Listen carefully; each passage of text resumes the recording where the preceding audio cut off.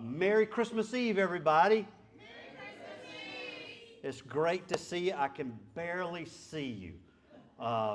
But here's what I want you to, how many of you downloaded the Candlelight app? Couldn't? Okay. How many of you have a light on your phone? Turn your Candlelight app on, or either turn your phone. I want to see those candles tonight. All right? Come on, get them up, get them running. There you go. Come on. We got a dark spot over here. So, hey, that's cool. That looks really cool. You're welcome to leave them on, whatever you want to do. Light played a major role in the first Christmas. The Christmas season, this Christmas season, I should say, we talked about this a lot, especially in the last couple of weeks.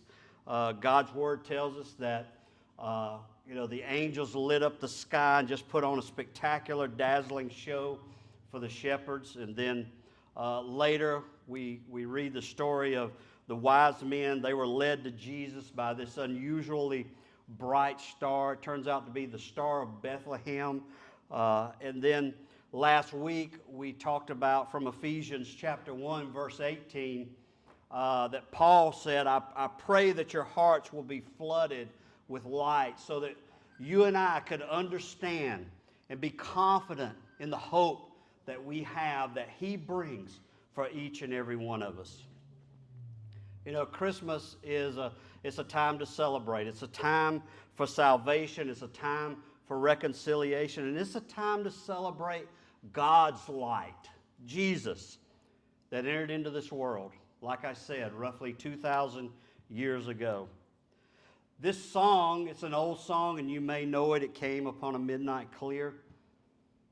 This phrase in there just resonated with me, and I've been listening to this song today.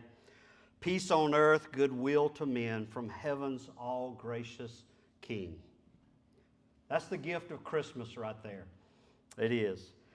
And to enjoy this gift, I believe that we have to anticipate and expect Jesus to show up in our lives, especially this time of year.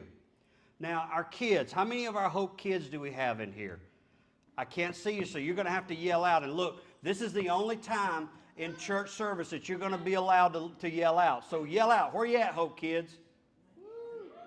Where you at? You're raised. Look, on three. On three, we're going to say Merry Christmas together, okay? 1, 2, 3.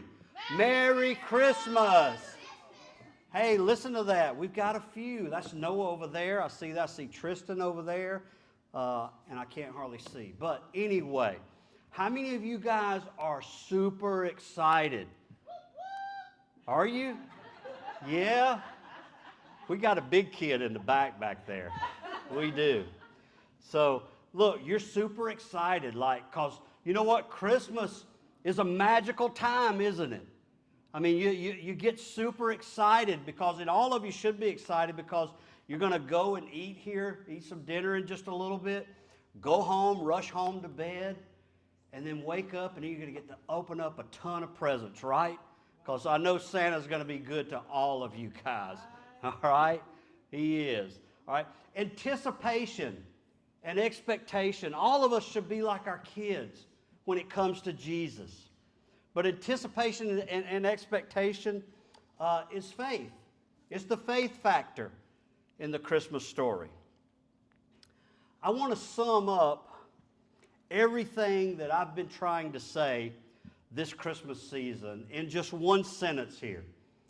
And what I'm doing is I'm paraphrasing Luke chapter 2, verse 14. We have it on the screen for you.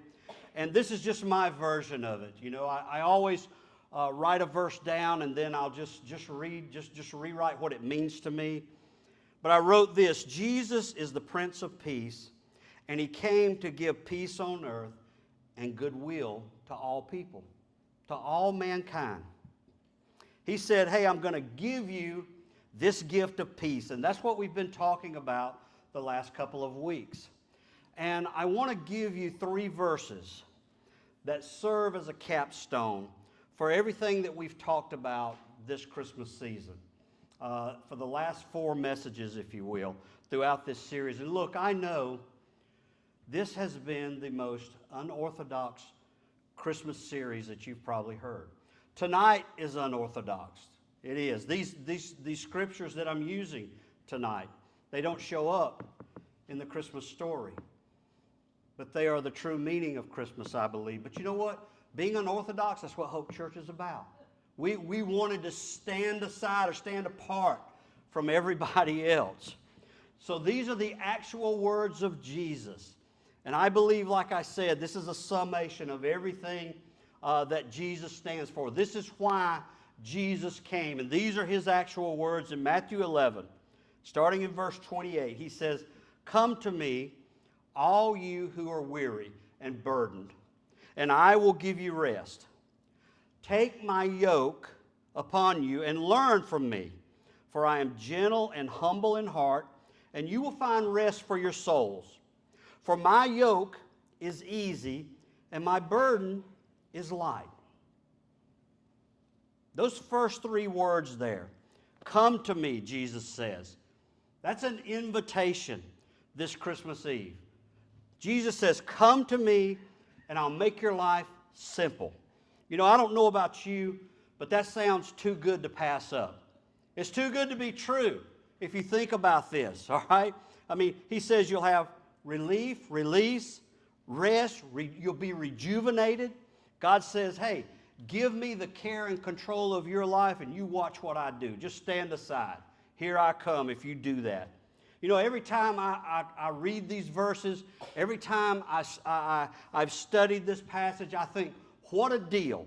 What a deal that is, and why would anybody turn that down, especially on Christmas Eve? Yet, you know what? Some of us have heard this before and never acted on it. We've never done anything with it. It's like that free gift this Christmas that's unopened. It's just lying around. Some of you have had a gift sometime that you found some days after Christmas. I know that we have. Well, that's what this is. God says, hey, I want to give you this gift of release and relief and restoration and peace, and you've done nothing with it. It's here for you. Now, Jesus didn't come on Christmas to give us a whole lot of more stuff to do, all right? He didn't come to say, hey, you know, here's a ton of things. That's not what these verses say. It's not what it says anywhere in the Bible. But a lot of people believe that. A lot of people think that if I come to Jesus, if I surrender to Jesus, there's going to be more rules and regulations and rituals and religion. But you know what? None of those things are true. It's not true about Jesus. None of it is. All right? He doesn't say that anywhere. What does he say in these verses? He says, rest. I'll give you rest. Daniel Mace is a Presbyterian minister who translated the New Testament from the most current transcripts that were available in 1729. All right, and in verse 29, he translates from the Greek and uses what may be the most accurate terms for these verses. If you look at the original language, and I'm not going to dive into that, but he uses 2 words, humility and tranquility. And here's what he says. He says, take my yoke upon you and learn to be humble like me. Learn to be humble like Jesus, of humble temperament and full tranquility of mind. That's peace right there. That's peace, and that's what we've been talking about. That's the result. You'll find peace and rest for your soul if you come to Jesus. All right, that phrase, rest for your soul, that's much deeper than physical rest. A lot of times I think that we think we're worn out physically, and we are, but it's not because we physically exerted ourselves. What Jesus is talking about here is soul rest, rest within. And the problem for some is, like I said, it's not physical. The problem is that we have overworked minds and overworked emotions. Our mental state is in poor condition. We haven't taken care of ourselves. We're overworked spiritually. And Jesus says you need rest not from physical labor, you need rest from tension, anxiety, stress, and fear. Well, how in the world do we get that? Well, you don't get it from the world. You don't. The world, our culture, it says escape. It does. You're worn out, check out. That's what the culture tells us. Have a drink, go on vacation, go on a cruise. Now here's the problem: when you go on a cruise, all right, you take those problems with you sometimes, all right? The stress isn't at work. The stress is between our ears. It is. There are a lot of good things out there for physical rest, but they don't necessarily restore our soul. That's a much deeper thing. And when you're empty inside, Jesus just says, come to me. Come to me, come to rest, and come as you are. Sometimes I think we miss that. And that's why I threw that in there. So the antidote for an overloaded soul is this, and at some point in time we all are overloaded. The antidote is Jesus. And Jesus says, come to me. That's the first of 3 gifts I'm going to give you here tonight. Come to Jesus, all right? And only you know tonight exactly what that means, okay? Does it mean salvation? Somebody here may need to accept Jesus. I don't know. Does it mean confession? What does it mean? Does it mean restoration? Does it mean relief and release and recovery? Does it mean forgiveness? Only you know. Only you know. And that's why we talked about last week having a moment of clarity and embracing this attitude of humility. Come to Jesus. That's the first step if we want peace. If we want peace. You know, he says, I make an exchange. I make an exchange, and I exchange my worry for worship. I exchange my faith for fear, or fear for faith, and my anxiety for tranquility, my vanity for serenity and peace and hope and joy. I make an exchange by coming to Jesus. I make a choice. I make a choice. And that's not a one-time thing. It's not. It's not. It's every moment of every day sometimes. It's absolutely every day, but you keep coming back again and again, over and over. Jesus says, come to me. The answer for your peace, the peace in your life, is a person. It's Jesus. The second gift is this. He says, connect with me. Connect with Jesus. He says, if you want to have real peace, you come with me, you connect with me. He says, take my yoke, is what he says. That means, hey, just yoke up with me. Yoke up with me. Now, most of us don't get this. Now, if you're thinking that that word yoke is in reference to that yellow thing in the middle of an egg, the yoke's on you. All right? So, I had to throw that in there. So. You know what a yoke is? A yoke is like this wooden cross piece that you hook 2 animals up to. You know, you put them together and they pull a wagon, a cart, a plow, or something like that. But that's a yoke. You can yoke horses together. You can yoke cows or oxen, even goats, whatever. All right. But what's the purpose of a yoke? Well, it's to make the load lighter. It's to make it easier by sharing it. Okay? The yoke is a symbol of partnership in this verse. All right? If you don't yoke up with the power that's greater than yourself, you got to pull your load in life all by yourself. And God says, hey, I didn't intend for that to happen. I didn't intend for you to pull around your worries, your burdens, your stress, your responsibility all by yourself. And by the way, that's why you're tired all the time. That's why you're physically exhausted. When you're mentally, emotionally, and spiritually dried up, you're physically exhausted. You weren't wired to carry around stress and heavy burdens, broken relationships and such. We weren't designed to go through life without Jesus sharing the load with us. Jesus says, hey, I'll share it with you. Yoke up with me. You've got to yoke up with him. Okay, because his head's already in the yoke. But you got to put yours in there, okay? You got to put yours in there. Yoke up with me, and the two of us will pull your load together. That's what he says. And by the way, God's got a stronger back than you do, so I'd take him up on this. But every time you get attached to Jesus, I come to him, I get connected. I get connected. And then life gets easier because God is helping me.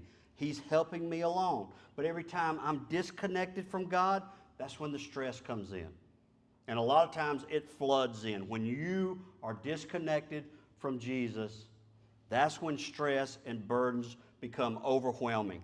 Jesus says, connect with me, put on my yoke. And the truth of the matter is you're yoked up to something.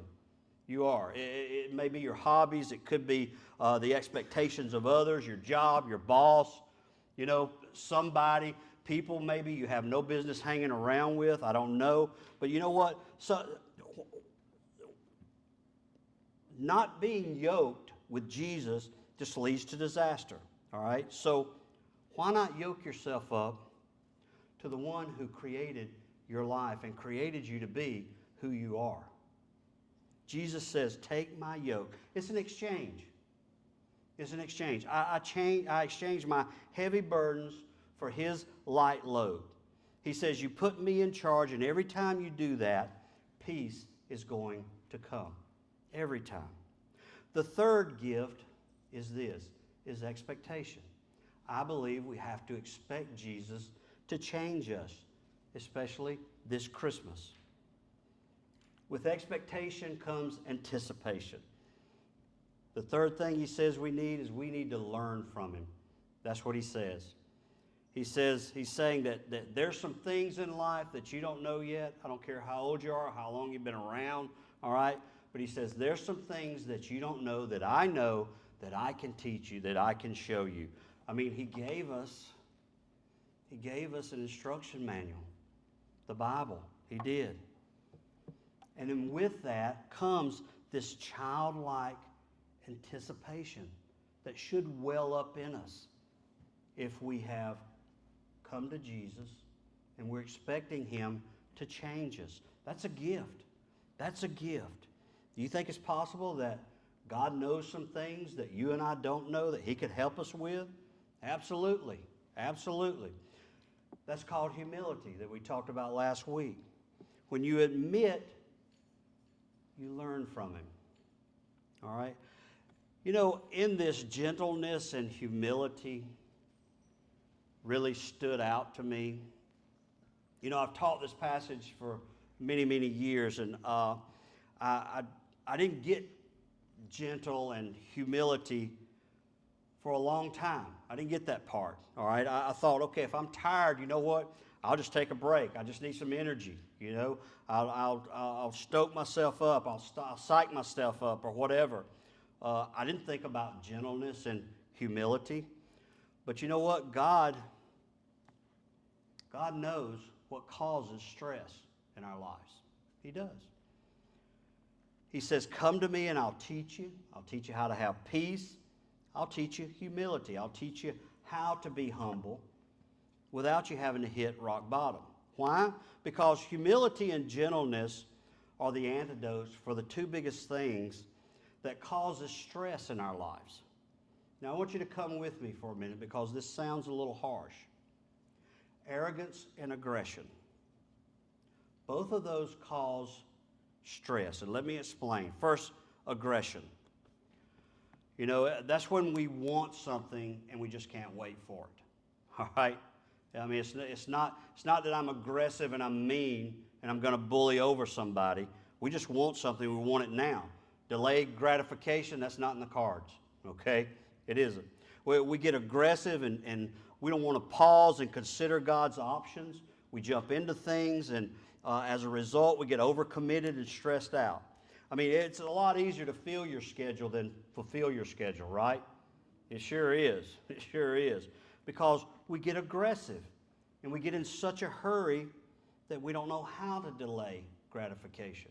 Because once you get the train rolling, it's hard to stop it. It is. It is. You want everything now. He says, hey, you're not gentle when you're in a hurry, and that is what causes stress in our lives. Now, arrogance is the opposite of humility. Now, when you think of arrogance, it doesn't always refer to the person that you can't stand to be around, okay? That's not what I'm talking about here.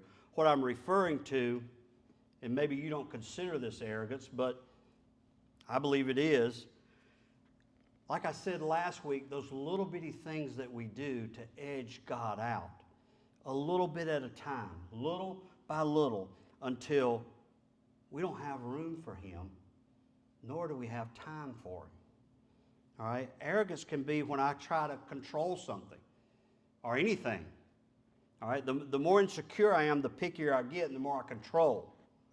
But when you experience the peace of God and the peace with God that we've been talking about, that's the peace within, you don't have to be in control of anything. You can sit back and chill. You're not sitting around in judgment of anything because you're at peace. And once again, I'm going to say this. This has everything to do with contentment, the principle of contentment.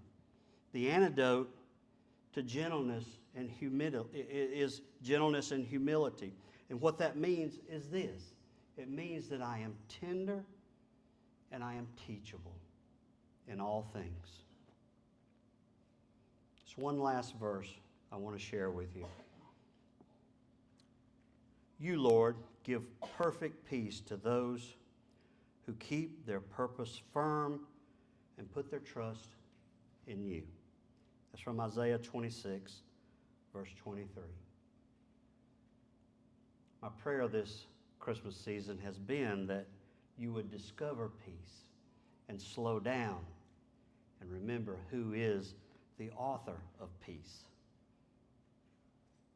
Because He gave us the greatest gift of all at Christmas. It comes from the Prince of Peace. He says, my peace I give you, not as the world gives you. You were made for so much more than this world has to offer. I promise you that. You were made for rest in Jesus and a peace that surpasses all understanding. And it starts with that moment of clarity, embracing an attitude of humility by asking God to help you, and then coming to Jesus and yoking up or partnering with Him daily. That's peace from the Prince of Peace. To cap off this Christmas season, we're going to celebrate the Lord's Supper. For the last 25 years, every time that I have been involved in communion, whether I'm presenting it or taking it or whatever, I think about the fact that nowhere in Scripture does Jesus ask us to remember His birth.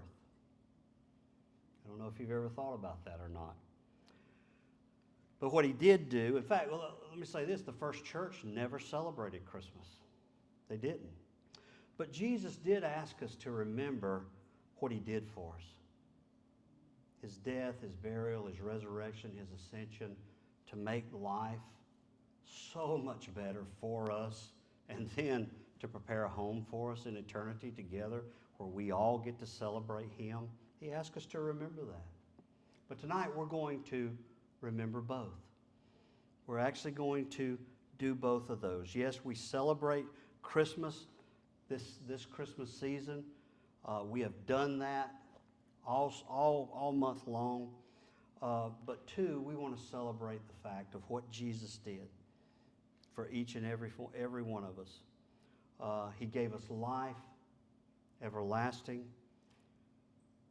through His death and defeating death and His resurrection, so that our life might become more than we could ever imagine. I want us to focus on the verses that I'm about to read. I am one of the staunchest pastors you'll ever meet where communion is concerned. I believe it is super, super holy. It is a time to reflect, and this is what the scriptures tell us. And let me just read these. Beginning in 1 Corinthians chapter 11, verse 23. Paul gives us the following instructions. He said, "For I received from the Lord himself what I also pass on to you. The Lord Jesus, on the night he was betrayed, took bread, and when he had given thanks, he broke it, and he said, 'This is my body, which is for you. Do this in remembrance of me.' And in the same way, after supper, he took the cup, saying, 'This cup is the new covenant in my blood. Do this whenever you drink it in remembrance of me. For whenever you eat this bread and drink this cup, you proclaim the Lord's death until he comes.'" Well, these verses, they tell us a lot of very special things about the Lord's Supper. But I want to point out that this is just a simple act of fellowship with Jesus. It's a spiritual meal, if you will, where you just remember him. The bread, it represents his body and has been blessed accordingly. And the juice represents his blood, and it has also been blessed. This Christmas Eve, we're remembering what Jesus has done for us and everything that he's made possible in our lives. It's easy to look at the things that are going wrong, but right now what I want you to do is just reflect on the goodness of God, because he showers it on all of us. He does. Now he continues in verse 27, and once again I want us to pay attention. Paul says, "So then whoever eats the bread or drinks the cup in an unworthy manner will be guilty of sinning against the body and the blood of the Lord. Everyone ought to examine themselves before they eat of the bread and drink of the cup, for those who eat and drink without discerning the body of Christ eat and drink judgment on themselves. That's why many of you are weak and sick, and a number of you have fallen asleep." What these verses tell us is that communion is not to be taken lightly. It is a time for believers and believers only to observe. I believe it's very dangerous for a non-believer to take communion. I just do. And I would even caution you where your children are concerned. If they have not come to the age where they themselves have made the decision to accept Jesus, I don't think they should participate. But before we take the Lord's Supper together, we need to take time to prepare ourselves and just to examine. And like I said, it's okay to celebrate and be grateful and thankful for everything that he's done. So as we take a moment to reflect this Christmas Eve, will you just yield yourself to him and experience the peace that only comes from the Prince of Peace, Jesus.